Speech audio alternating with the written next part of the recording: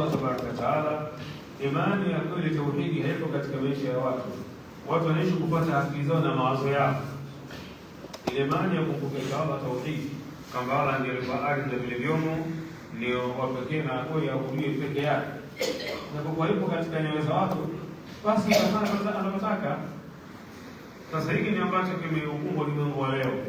Kwa wanadamu hawataka kabisa kufuata muongozo wa Allah katika maisha ya kila siku, wanafuata matashi yao, wanataka mpate mwenyewe kwa akili yake na mawazo yake. Hasa mawazo wanadamu na mapungufu, wanadamu hawezi kujidia muongozo upata sawa kwa muongozo katika maisha yake ya kila siku. Na tunaomba katika swala, ihdina sirata mustaqim, atuongoze njia iliyonyooka. Njia iliyonyooka isichukutoka kote isipokuwa nani? Kwa Allah tabaraka wa taala. Kwa tatizo la dunia ndio hilo, kila siku sisi mbali bali. Hasa fursa kama hizi kukutana kukumbushana kuhusu dunia yetu, ili sisi hapa msikiti mwingine walimu wetu wakatueleza, basi tutumie fursa hizi kuweza kutambua dini yetu, tupate sawa sawa kheri patikane katika maisha yetu ya kila siku. Kuna maswali matatu yametangulia kabla sijaruhusu maswali mengine kuweza kuanza. Swali la mwanzo ameuliza mwanamama kwamba yeye anasema ana mchumba wake, ni mchumba na mipango ya kuoana, lakini bado hajafika mwisho, kisha anza kutoa kiasi cha mahari, lakini hajamaliza. Wanatarajia baada ya Ramadhani inshallah taala atafuata mambo ya kumalizia mahari na ndoa iendelee. Sasa nasema ile mchumba kama atakuwa anamshia futari kwenye siri, au anafika kwenye mambo ya kusalimia, alafu anatoa futari pale, hili jambo linakuwaje? Kama linakuwaje? Yajibu ni kwamba futari ya mwanamke atafutarishwa na wazazi wake na familia yake, si mchumba. Mchumba hahusiki na kufutarisha binti wa Kiislamu. Inshallah si utaratibu wa Kiislamu. Na hatari zake akifungana kama huo, akishafutari mwisho tutaka mengineyo. Kwa maana mlango huu umefungwa katika Uislamu, hakuna mahusiano yoyote kati ya mchumba na mchumba wake, kwa wanapanga apige story, wanakutana na paka mambo. Hivi haipo katika Uislamu. Mahusiano ni kama baada akakose, wanaanza kubaliana ile mahali akawa mwingine endelee. Lakini kama sasa mchumba wake kishakuja au anatoka wote kwa kutafutia sikukuu, kutafutia futari, kutafutia nadaku, mwisho mwingine mengi atafuata ambayo sheria inaruhusu. Hasa mlango hautakiwi ufunguliwe. Mlango ukifungua huu, watu kupeana futari, kupeana sikukuu ya kile mwingine. Sasa leo kama huu Waislamu wasifungue, wazazi wasifungue kama huu. Mzazi mwingine anataka ndio pesa ushamjia, basi mwanzana anahudumia ni kama nani, anahudumia kama nani. Kwa nini anahudumia? Mlango ukifungua yatatokea madhara mabaya na mengi madhara yanatokea kwa watu wa hii. Kama hala mtu ule ukubwa umezidi, wanatoka wote kwa faragha, mwisho atubukia maasi ya zina na zina, mwisho inawezekana wanyesi bali au unafanyika tayari na mtoto kishaanza kwenda chekechea. Hatari hizo. Hasa kama tunakusudia kheri, kwenye kheri moja kwa moja bila kupita njia za uchochoroni, akamwasanani Allah tabaraka wa taala, kwa hiyo zikatiwe masala ya mchumba kutafutari, hilo haliko sawa sawa. Jambo lingine, swali la pili linafanana na hili, kwamba mtu ameajiriwa kule kazini, ana bosi wake, mkuu wake wa kazi, yeye anatoa hela ya futari kwa wafanyakazi wote, kama ambavyo zile sikukuu za wasiokuislamu kafiri, jamani, ile sikukuu inatolewa kwa moja ili kuwafuga ile kwa kazini kwake pale. Kwenye Ramadhani, jamani, hela hii kila mtu anatumia katika futari mingineyo. Sasa hela kama hii kuchukua nafaa haifa. Mradi ni hela halali, uchukue ile hela tufanye matumizi yako mwenyewe vile vile.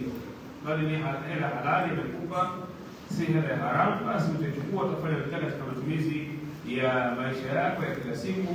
Hiyo ndio tukafutari au mfano wake, jambo ambalo jepesi kiasi hicho, ambacho hakiko sawa. Ni kitendo baada ya mafia ya kwanza kusema tutasha futari kwa wateja, wafanyakazi wote kwenye futari kwangu, tutasha futari akapiga na kutoka habari. Hapana, futari ni jambo adhimu la Kiislamu, la uhusiano na Uislamu, wala kafiri hahusiki na jambo kama hilo. Kwa kitu kama hicho maini akifanya kama vile ambavyo kila Ramadhani kisogea, basi makundi yanakuja pale, makundi mbalimbali kutaka kufutarisha Uislamu. Mathalan vyama vya mbalimbali vya kijamii kufutarisha, mabenki kufutarisha na vitu kama hivi. Sasa kitu ambacho kinapatikana haramu hakiwezi kuwa iftari. Hakiwezi kuwa iftari. Benki ina haramu, kufutarisha ni benki ya haramu. Unakula uftari, funga yako ufunge saumu ya halali, uftari haramu bila kukubaliki. Kwa uftari kama hizo, hata kama watu watakaribishwa labda zimenona, basi wajue kwamba ibada yao ni adhimu kuliko kunona iftari ya waja wa Allah ambao hii haina maana yote wala lengo litimie la ibada adhimu ya funga ya Ramadhani. Swali ambalo limeulizwa ni swala la mambo ya ndoa. Ndoa katika ndoa kwamba je, inafaa kufunga ndoa mwezi wa Ramadhani? Tunaibada kashadia mchana wa Ramadhani, inafaa kufunga ndoa mwezi wa Ramadhani tena mida ya mchana. Nadhani hana mushkil kama baada ya kufutari kufunga ndoa hakuna tatizo. Je, sisi baada ya mshukuru dhuri kufanya ndoa hapa inafaa haifai? Jibu, kufunga ndoa inafaa. Ile Ramadhani iwe mfungo mosi inafaa kufunga ndoa, muda kwa taratibu zile za Kiislamu zilifuatwa katika hiyo ndoa. Mahari mfano wake vitu vimetimia, basi kama haya vimetimia, basi baada fungwa kwa mujibu wa sheria adhimu ya Kiislamu. Isipokuwa baada ya ndoa kufungwa, kilichokatazwa ni yeye mchana Ramadhani kumwingilia mke wake. Hicho ambacho kikatazwa na sheria ya Kiislamu. Kwa hiyo ataanza kufunga ndoa, alhamdulillah, baadaye kwa mke wake atakwenda baada ya kufutari au mwingine ataendelea baada ya hapo. Lakini mchana Ramadhani si makosa kufunga ndoa, lakini pazingatiwe mipaka ya kisheria kwa mtu aliyefunga, huo jambo lake linakuwaje. Yeye anaruhusiwa na yeye haruhusiwi ikiwa ni mchana Ramadhani kafunga saumu yake. Kwa maana hayo, kuna swali kuulizwa juzi, bwana mmoja kuletea hiyo swali kwamba yeye pamekoswa katika nyumba yao binti wa Kiislamu, lakini aliyetakosa mshenga ni kafiri, anamkosea kijana wa Kiislamu. Yaani kafiri ndio katuma aliyetakosa katika nyumba ya Kiislamu, na muoaji ni Muislamu na muolewa ni Muislamu. Hapa inakuwaje? Jibu ni kama jambo halifai. Jambo halifai kwa sababu ndoa ni ibada, mwanzo wake mpaka mwisho wake ni vile vile wahusika Uislamu wenyewe.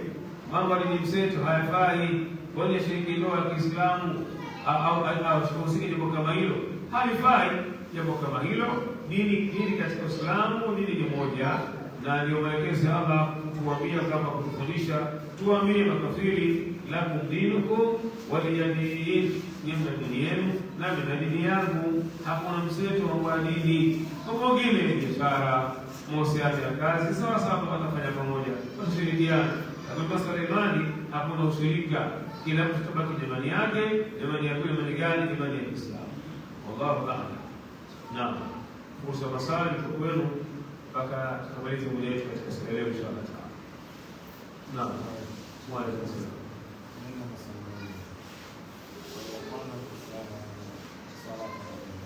Swala ya ndio hii swala tarawih na maana kiasi, yani hapa ni swala tarawih na vitu yake mtambulisha. Yeye ndio swali kiasi usiku ama ile tarawih na chukua yote. Swali la pili baada ya mmoja alafu utakuja la pili. Kama ndugu yetu anauliza kuhusu swala za usiku, kwamba yeye kaswali tarawih na kamaliza usiku, kama inakuwaje? Anaweza kaswali tena na baada ya tarawih kaswali witri. Ni kwamba swala ya tarawih ndio swala hiyo ya usiku, ni kitu kimoja. Hivi wanaweza kwamba kuswali mapema katika baadhi ya misikiti kama hapa, ukenda swali siku kama msikiti wa Albani, swala ile ile, lakini si muda wake ni baada ya swala ya Isha na kabla ya fajr, ndio muda wake. Muda wake ndio huo, baada ya swala ya Isha na kabla ya swala ya fajr. Sisi hapa tunaswali baada ya swala ya Isha.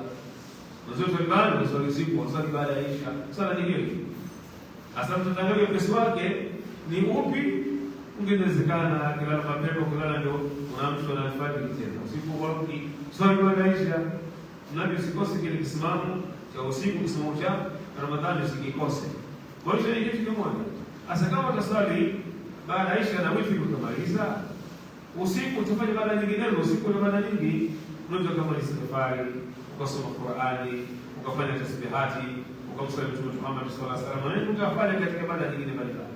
Kwa ibada katika mwezi wa Ramadhani hii sio swala pekee yake. Swala ni ibada katika ibada za Ramadhani, vile vile kuna kusoma Qur'ani. Naona na Qur'ani bila usiku inapendeza sana, ambapo imeambiwa kwamba Qur'ani hii kwa Qur'ani kana mashuhuda, Qur'ani fadhili, malaika walishuhudia katika maneno, malaika wa kheri. Kwa hiyo kusoma Qur'ani bila ile au vinginevyo, unaweza kuswali baada ya Isha na imam, na unatazama kwa usiku ukabakisha baadhi ya rakaa malizio usiku kule, ukiswali hivi ndio ushafunga mlango. Ila kama utaacha open hujafunga mlango saa usiku ule, ukiamka na swali tena unaweza kusali kwa sababu hujafunga swala zako za nini, swala za usiku. Wallahu a'lam. Swali la pili, katika kutembea kwangu tunakutana na mwanamke ambaye ni maharamu ya mbali, haramu yangu na nimekuta yule mwanamke yuko katika hali mbaya ya kimaharamu, na ile sehemu ambayo siwezi kupata msaada kwa wanawake wenzake kumsaidia. Je, mimi nachukua hatua gani kumfikisha sehemu ya matibabu? Na mwanamke ambaye ni maharimu yako, yani huwezi kumuoa. Yaani mwanamke mimi ni haramu yangu, naweza kumuoa. Yaani si maharimu yako. Si maharimu yako. Siku moja kwa kwenda anayojiji kule Zito, nikashuka mnazi mmoja stendi pale. Haikuwa Ramadhani. Kushuka stendi, ghafla kuna dada na msabi salamu alaykum. Ni siri vizuri, sasa hapa na huko nimefika kwa barabara ghafla nimesikia. Naomba niseme. Sasa utaka kwa mimi. Ndio usafiri, ungepiwa ndio zako nyumbani au nikuingize mwezi mmoja kwa matibabu au msaada gani kusaidia. Nasema mimi ofisi yangu kwa barabara naomba tuongozane kwa barabara tukusembale na dada zangu tutumia. Maka anasema hapa kupata kuona sisi vizuri saidia jambo kuvuka barabara ile huko ile. Alhamdulillah nikasimamia kwa sababu Allah tabaraka taala. Sikumshika kote kama alipata mpaka akakusanya ingizo akapokea. Alhamdulillah inaendelea na huduma ikaswali katika anakushukiwa kitu. Sasa swala ndugu yetu anasema kama yeye yuko mahala ambapo kuna mwanamke huyu yani si maharimu yake, yani anaweza akamuoa kama wanawake wengine. Sasa katika hali kama ile kaumwa maradhi, atamsaidiaje mwanamke kama ule? Na pale hakuna namwelezea kaza kumsaidia, sio hivyo? Utafanya jitihada zitakazowezekana kutafuta wanawake mbalimbali ambao wanaweza kupata huduma ya kwanza kwa ule dada, naona na au kaita watu huduma ya afya mwanzo, akaenda akachukua kumsaidia. Lakini kama usipate peke yake, lakini msaidie kadri atakaweza kumsaidia aweze kupata huduma za mwanzo katika mambo ya afya. Mathalan inawezekana labda pametokea ajali imetokea. Hasa mtu kama ule huwezi kumwacha afe anayekuwa na magari. Usiweze kutembea. Chukua mtoto pembeni nusuru na hali yake amekuta ambao ghafla hali kama ile hakuna anayepanga kama atakutwa na ajali. Mtoto pembeni, huduma nyingine zinaanza katika huduma za kumsaidia. Kifupi unatakiwa mhudumie usiwache peke yake. Lakini ujitahidi kwamba kutumia mipaka ya sheria na vile vile kwa hivyo wanawake wenzie au zaidi wameshapata kuja kwenye kuwa na jambo kama hilo, Allah uleta msaada wake wakaweza watu kupata zile huduma na kurejea katika hali ya kawaida. Kwa hiyo inashauriwa kama mtu kama msaidie. Mathalan niseme kitu kimoja, kwamba tuna ada Waislamu kumtembea gonjwa hospitalini. Naona sasa kutembelea gonjwa. Wodi mbalimbali. Zile wodi zimetengwa. Wodi ya wanawake, wodi ya wanaume, wodi ya watoto wadogo, wodi ya wazazi. Sasa kama wewe unakwenda ziara kutembelea wagonjwa, usiingie kwa wanawake, tembelea wodi nyingine. Mgonjwa anakuta kalazwa, mwingine yuko uchi. Ndugu alikuja kuhifadhi asubuhi.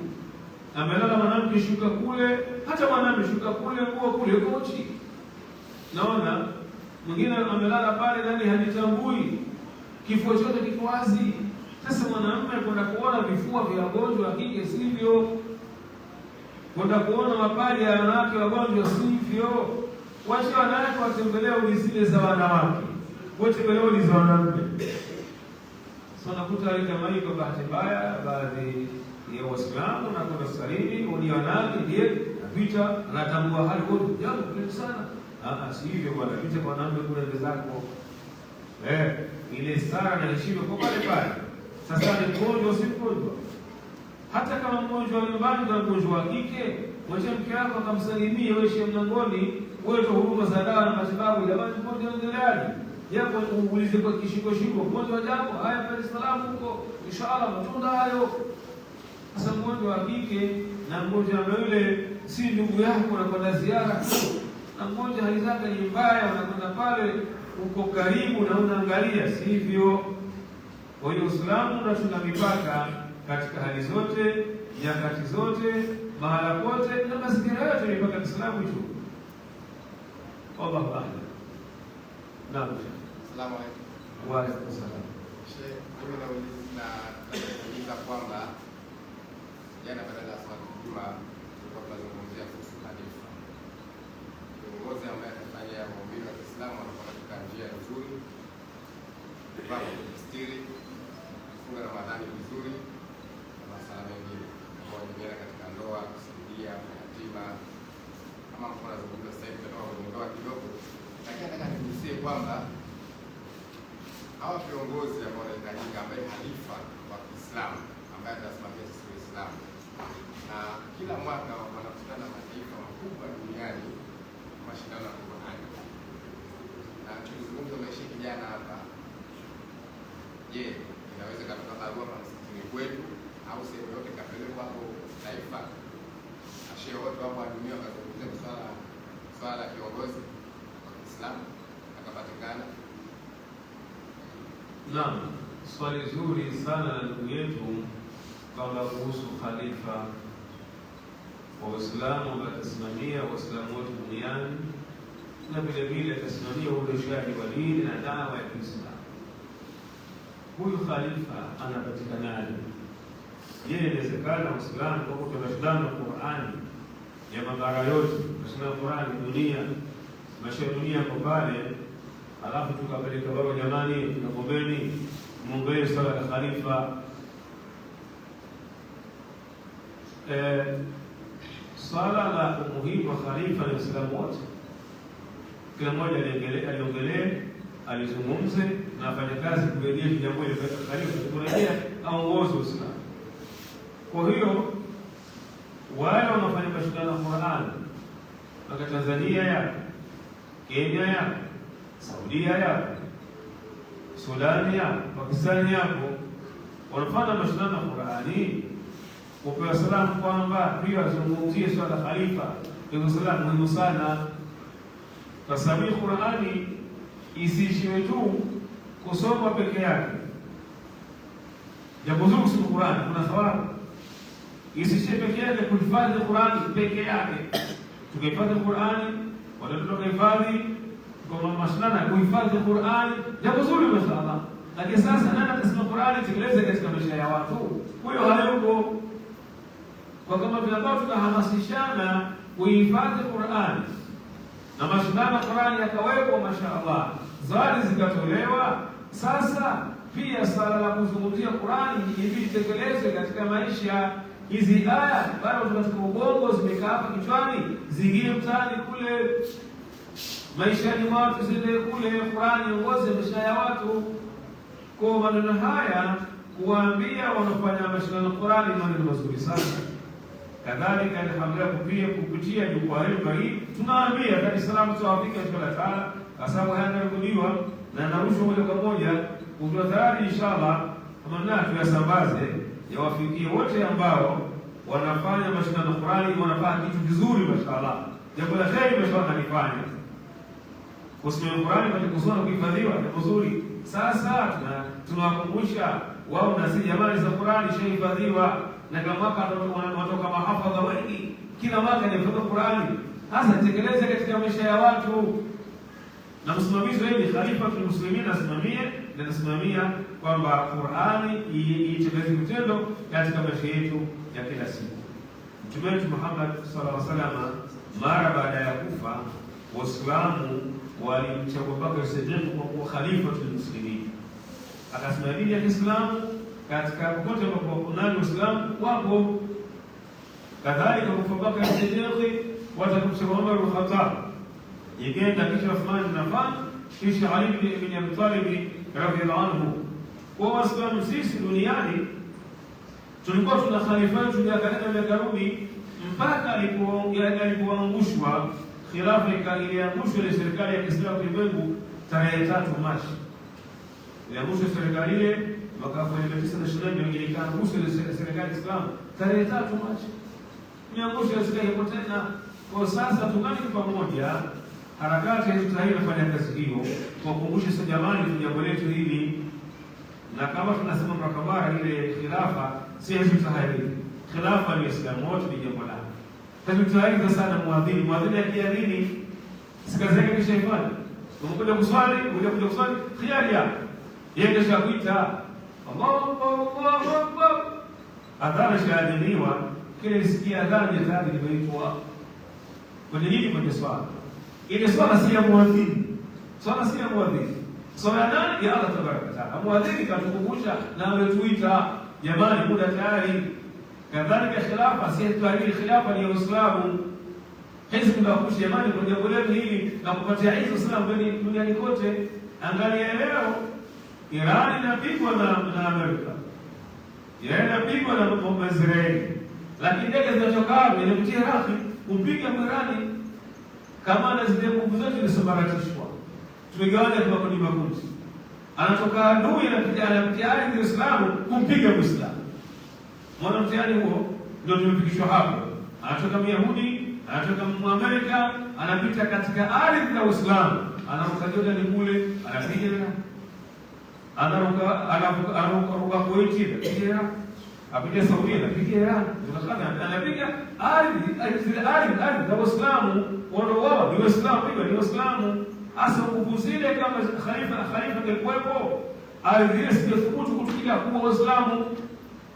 Lakini ardhi ya Uislamu zinatumika kuwaua Waislamu hao.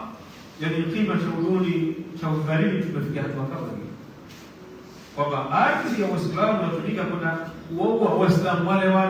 Amerika kubali huko, lakini na besi ziko Saudia, ziko Qatar, ziko Kuwait, ziko wapi? Anatoka katika Uislamu na Muislamu zina anaua Uislamu. Je, hili sawa sawa? Kama itumike mji wako kuua ndugu yako Muislamu, sasa ni kama hiyo sio sawa kisheria. Wale watu maneno wa viongozi wa maneno yao tambia Allah tabaraka taala, makabila kutoka kwako naamua Muislamu.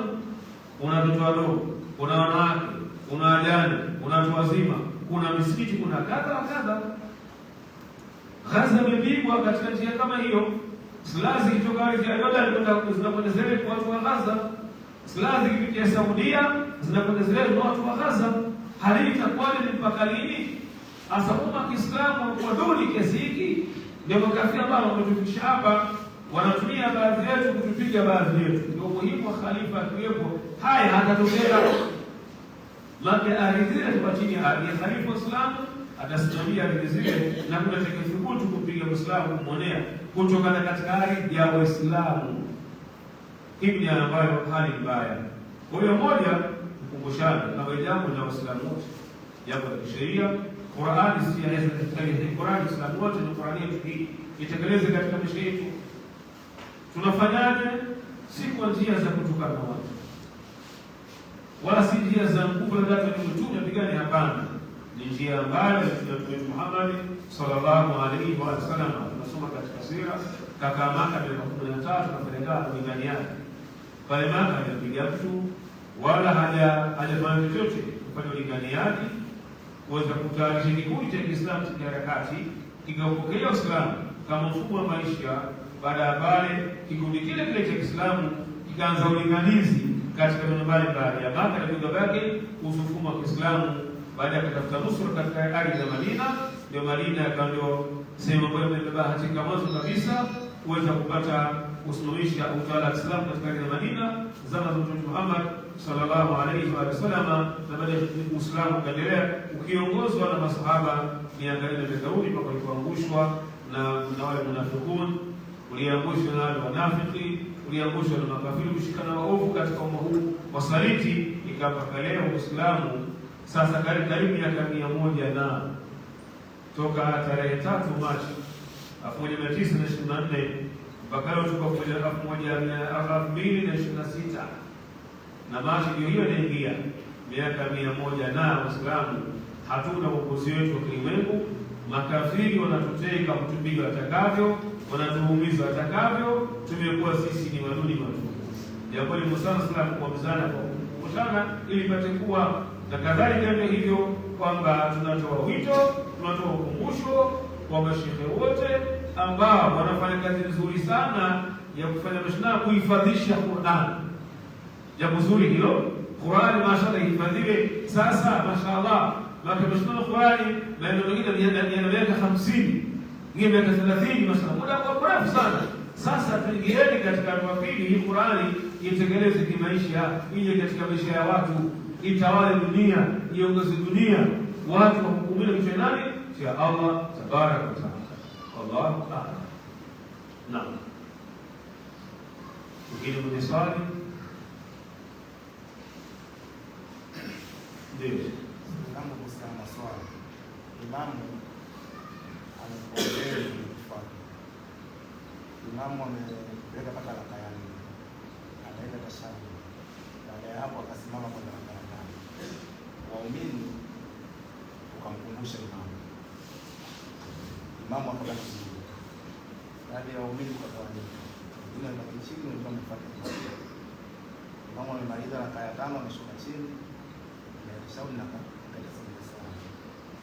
Hii swala ikoje sasa? Naam, imamu ni kiongozi wa swala zetu, na munasaba sababu limepita hivi punde kwamba Waislamu ndio wana kiongozi, hata swala ni kiongozi. Hasa kama swala ni kiongozi, kama mrukubeshi, naona kama ilivyo katika somo la kiongozi, kila mtu anatangaza mwezi anafungalia wale kiongozi sikukuu hivi kwa dini yenye nidhamu kama hii. Angalia hata swala zina nyakati zake, nidhamu swala na wakati wake, funga na wakati wake. Itakuwa kwamba maisha ya holela, ibada za holela, hapana, kila kitu kuna utaratibu wake. Sasa ndugu yetu anauliza katika swala ya jamaa kwamba swala ya jamaa inapokuwa kuswaliwa, imamu yuko raka ya 4 akasahau kama kishafika ya 4, akanyanyuka kwa raka ya 5 kwa kusahau. Baadhi ya wao wakamkumbusha subhanallah, subhanallah, yeye kishasimama kule, kishafika kule, hakurudi chini, kaendelea na ile raka ya 5, akarukua akasujudu. Sasa baadhi ya maamuma katika ile swala walimsubiri pale kwenye tahiyatu ashuke chini ili wakaleta tahiyatu, baada hapo swala imalizike. Baadhi yao walimfuata imamu kule juu, ikajuka kanyanyuka na yeye. Baada ya pale imamu kasema kaleta sida tusawi kata salamu, swala imalizikia hapo. Hawa maamuma ambao walimsubiri imamu kule chini, swala yao vipi? Na nambari inanyuka kufuata kule juu, nani wako sasa katika hili? Niongezee na mimi swali hili. Siku moja nilisema sitakwa ile pale barabarani, baada sherehe kuna msikiti pale, swali pale salatul fajr. Sasa salatul fajr iko swali pale, ile imamu wetu akasoma zile sura ambapo kuna sura tilawa, kuna baadhi ya aya ni sura za kusujudu, ni sunna kusujudu, sura ni sunna. Asa imamu aliposoma zile aya za tilawa akaenda akasujudu chini. Sasa baadhi ya maamuma walifuata nikiamuni kienda kusudi na yeye. Wengine wakasimama wanakusubiri.